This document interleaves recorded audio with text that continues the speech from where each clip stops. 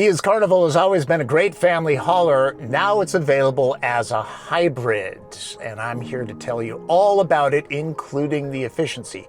A reminder, watch these on your TV, they look great, and subscribe.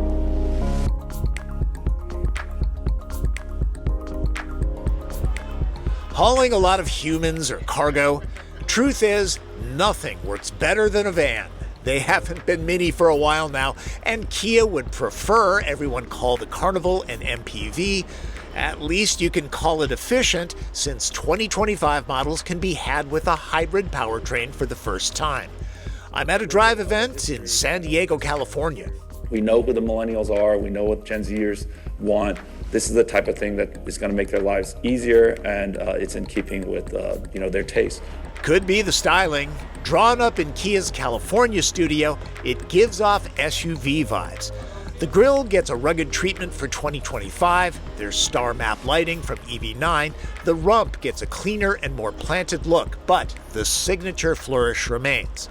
There's seating for 7 or 8. Hybrid pricing starts at $42,000 for a base LXS.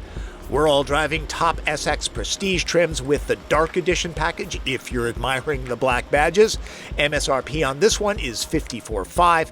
The dual screens would add another $2,500. You can see how much lower our prices are compared to the competition. I mean, we have competitors that are literally scratching $60,000. Carnival is not the only hybrid in class. There's also Toyota Sienna, which is strictly a hybrid in both front and all-wheel drive, plus Chrysler Pacifica, which is a plug-in hybrid. It has 32 miles of all-electric range.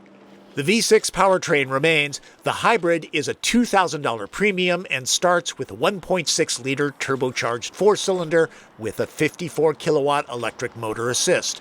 All totaled up, there's 242 horsepower and 271 pound-feet of torque. The improved phone as key tech means devices can be left in pocket or purse. Hybrids get 45 fewer horses than the V6, though an extra 11 pound-feet. No CVT, Kia sticks with a 6-speed gearbox for a familiar feel, and manual shifts are real, not simulated. A crisp head-up display is available. Drive modes adjust throttle and steering response. The dampers are fixed. Carnival is front-wheel drive only, no all-wheel drive available. The V6-equipped Carnival will do the 0 to 60 dash in 7 seconds flat. The hybrid is down on horsepower, but up on torque. This also weighs 250 pounds more, but really, in everyday driving, it feels about the same. Not much torque steer off the line. The instant torque of the electric motors offers a good amount of scoot off the line. It feels faster than it is. And when you're passing on 2-lane roads, this doesn't have as much horsepower as the V6, so you do have to plan just a little bit more. Hard off the line in city traffic, scuffing the front wheels is easy. Responsible parents won't do that. They'll be watching fuel economy. Carnival Hybrid is pretty darn efficient for a big rig. The EPA rates its fuel efficiency average at 33 miles per gallon. Now, that's not as good as Toyota Sienna, which is 36, but that one is definitely more expensive. Also, there's the Pacifica Hybrid. It's a plug-in hybrid, so its efficiency is really what you make it. If you plug it in every night, you've got 32 miles of all-electric range. So, by your needs. Kia engineers believe 33 mpg is a conservative figure. I saw 34 after a couple hours of highway driving for what it's worth. The seating position is raised. Honda Odessey, which lacks a hybrid powertrain, used to be the athlete in segments. I would need a back-to-back drive to confirm my suspicions, but it seems that Kia is the MVP when it comes to MPVs. Carnival's real advantage is the ride quality and the driving dynamics. It has a long wheelbase. This thing is super comfortable, but the suspension is not soft and floaty. Toss it into corners like this, and it's fairly crisp, for a family hauler. Existing sensors and the electric drive motor's ability to react quickly help to stabilize the ride and improve handling. And Carnival is quiet without the boominess that can happen in big hollow spaces like this. Other dynamics like the brake pedal feel are nicely done. The transition from recuperation drag to the physical hydraulic brakes is smooth. The transmission is smooth, no abrupt shifts. None of that rubbery, continuously variable feel. The semi-autonomous Highway Driving Assist 2 system is improved. It's not as good as Super Cruise or Blue Cruise, but it will make road trips easier. Carnival's cockpit is well trimmed and a nice place to spend time. The navy blue colorway that can be had in most versions bumps the ambiance a notch. Big and contoured, these feel great in hand. When it comes to larger vehicles, you can never have too many cameras. Carnival has more than the first TV station I worked at. I do like this blind spot visual system. And it's easy to keep track of who hit who first, though my drive partner Evan was well behaved. Cup holders are now big enough to tame a Stanley thermal cup.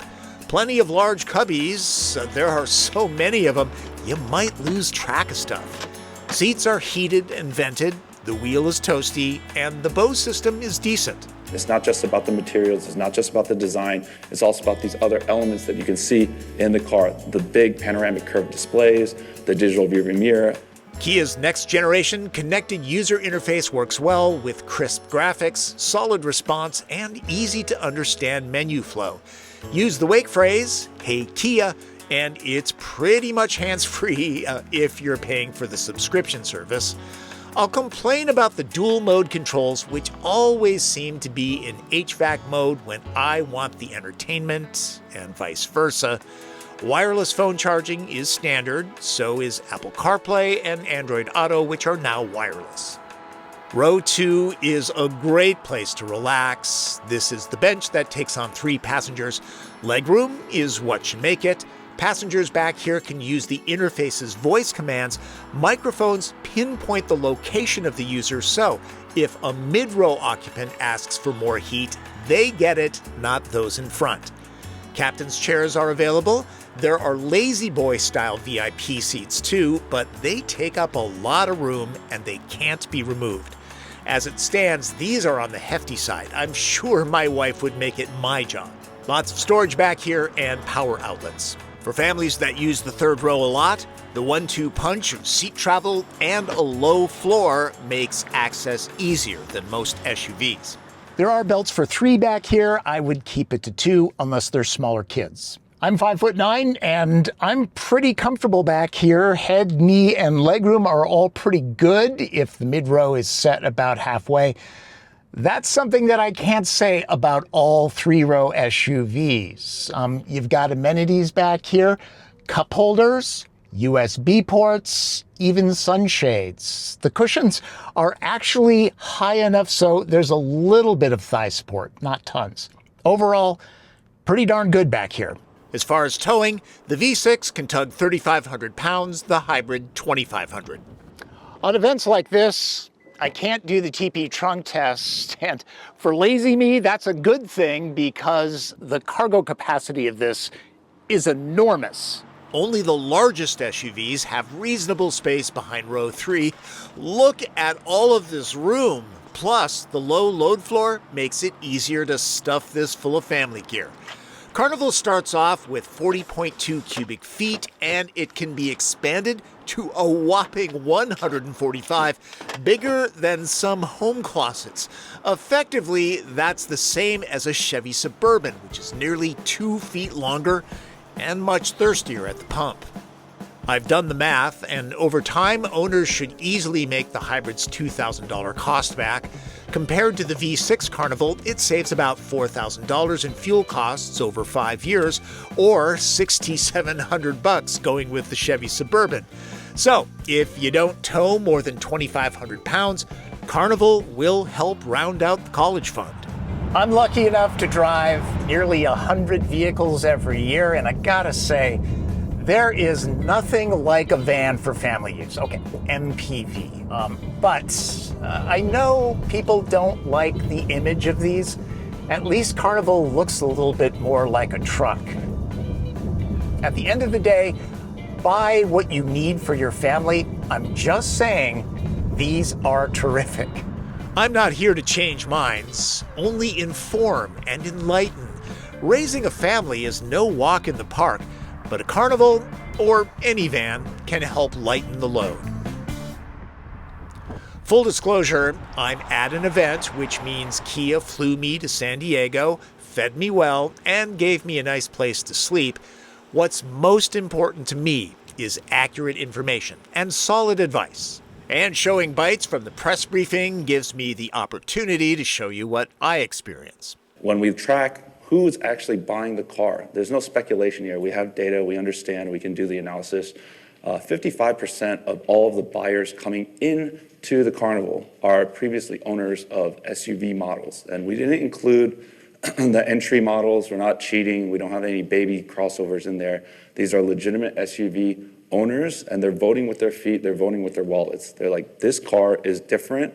And you can see there's a stark contrast with the competitors where a very small minority of their buyers are coming from those same exact segments. We have the youngest buyers, not only in the category, but in the entire Kia lineup, which says a lot. Something that's not in the slides, but something that's in my head. I can tell you for a fact that of those under 40 years old, of our buyer mix, we have 43% of our buyers under 40 years old. The competitors collectively are only 28%.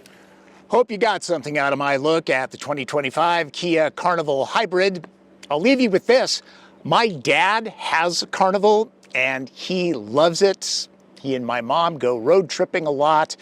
It's extremely comfortable. It's got loads of room. They've got a big dog. Ruby loves it. So, consider one of these. I know they're not fashion forward, but man, they really work for families. Just saying. Thanks for watching. Hey, you're here at the end, so subscribe to the channel, click notifications, follow me on social media. And if you got a question, leave it in the comments. I'm pretty good about getting back to people. That's Driven. I'm Tom Volk.